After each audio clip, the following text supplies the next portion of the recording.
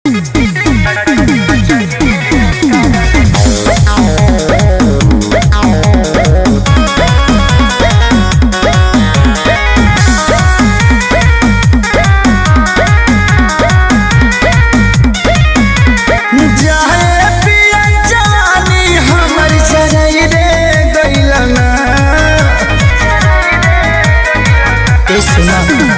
जाए पिया जवानी हमर जराई रे गइलना। एगो नचनी कारण कनिया के भुलाई रे गइलना। एगो नचनी कारण कनिया के भुलाई रे गइलना।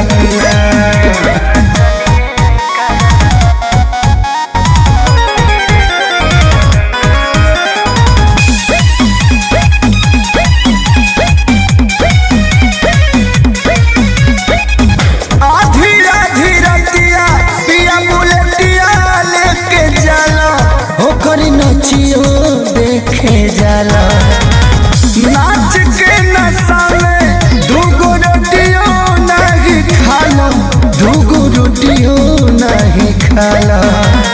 जाए पिया कमाई कुल्ही उड़ाई रे गइलना। हम उड़ाई रे गइलना। एगो नचनी कारण कनिया के भुलाई रे गइलना। एगो नचनी कारण कनिया के भुलाई रे गइलना।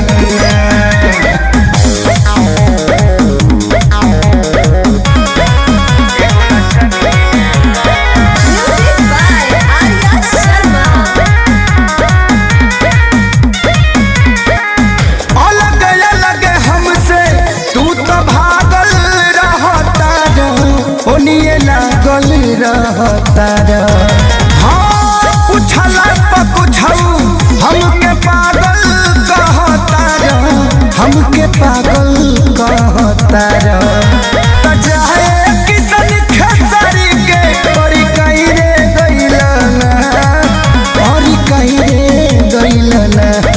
एगो नचनी